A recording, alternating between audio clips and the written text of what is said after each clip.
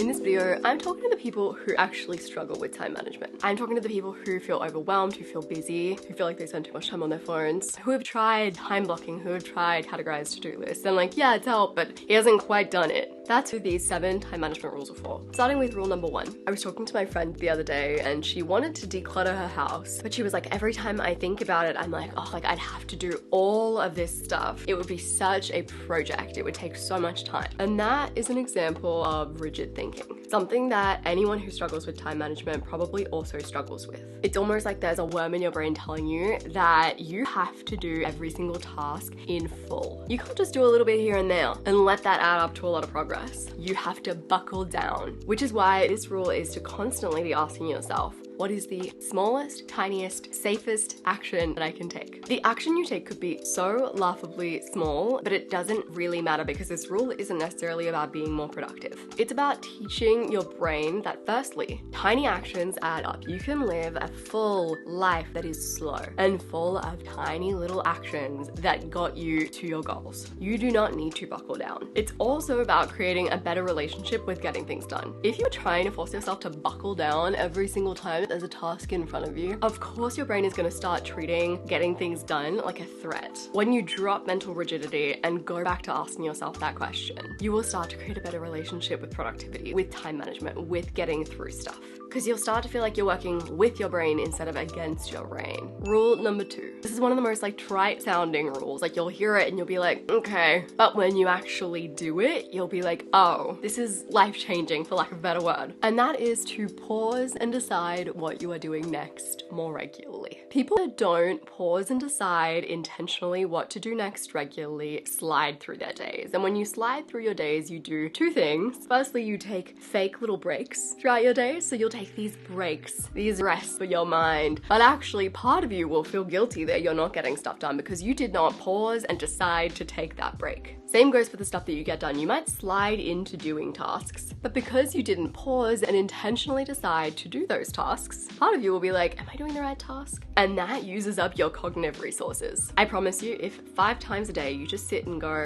what am I gonna intentionally decide to do next? What am I committing to? It will make a world of difference to your time management skills and your productivity skills. Idea number 3. A great thing about all the time is you can do anything, but you can't do everything. And I read an article recently that captured this so perfectly. This guy was talking about how when he started his 30s, he had all of these goals, ideas, and projects that he wanted to bring to life. And every year he would try to achieve all of those goals, ideas, and then when he ended his 30s, he hadn't completed any of them. He still had all of these goals, projects, and ideas that he wanted to bring to life. So then he started his 40s, and he was like, I'm changing my strategy. He still had his big list of stuff that he wanted to do, but every year he would choose 2 things from that list. For the first 6 months of the year, he would work on the first thing. For the next 6 months of the year, he would work on the second thing. And he achieved more goals in the first 5 years of his 40s than he did in his entire 30s. Which is why the next time management rule is 1 big goal at a time. Because you can do anything, but you really can't do everything. So in this video, I've been talking about how to manage your time, but what about what to do with your time? This video is sponsored by Skillshare. Lately, I have been wanting to learn how to write creatively. And hopping on Skillshare made that easy because they have a ton of classes and learning paths to make learning that skill easy. Skillshare, if you did not know, is the largest online learning community for creatives. There are thousands of classes on there, and most of them are created by industry experts, people that really know their stuff.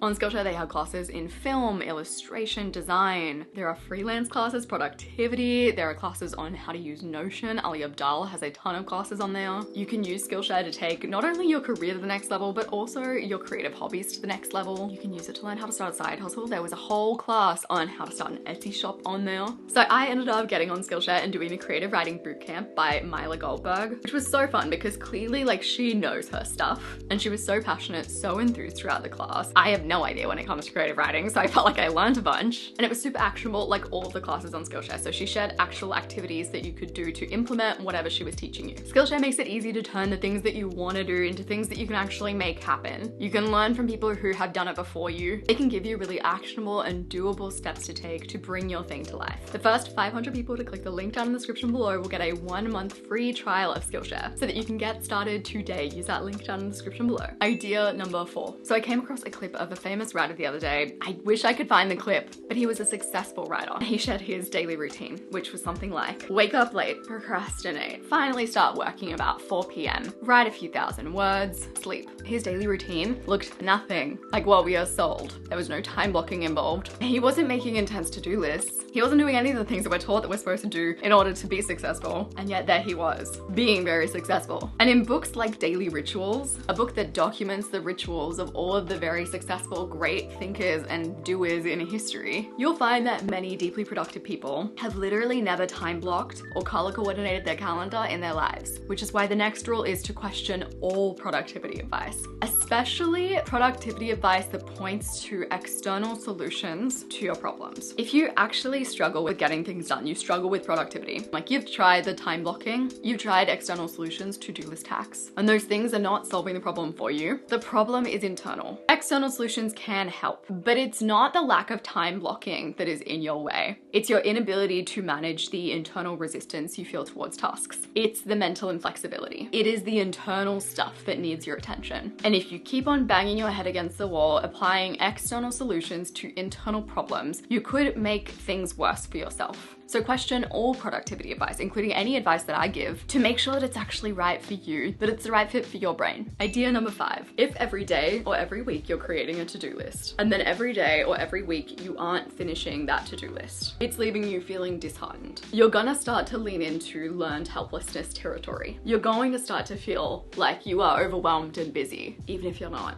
because you've set yourself up for failure. To-do lists and time blocks are there to help you organize your time. They also have a second secret function, which is to increase your confidence in your ability to get things done. And if used incorrectly, they can do the opposite, which is why the next rule for time management is always under-promise and over-deliver to yourself. When you create a to-do list for your day, under-promise. Only ever put anything on your to-do list that you know you are absolutely capable of and will do. And when you finish that task, amazing, pause, decide what to do next, over-deliver, increase your confidence in your ability to do stuff. Or if you don't get there, that's okay. You still got through your to-do list. Idea number 6. So somewhere in my 20s, I got the line between paralysis and self-care mixed up. There was a good chunk of time there where I was like, okay, well, if I feel anxious, if I feel sad, if I feel like I'm just struggling to get myself going, it is a form of self-care to bed rot. And I should just let myself do that as self-care. And then I was really confused when I just felt worse. And to be so clear, it is one thing to get cozy and stay in bed, watch TV, scroll through a little TikTok. It is another to zombie out and avoid life, to avoid the world through bed rotting. And I kept on being like, this is self-care. Why do I feel worse? And it took me a while to get out of that pattern, which is why the next rule of time management is, if you're wasting time, regularly check in with yourself. Am I having a good time? Is this fun? If you are not enjoying yourself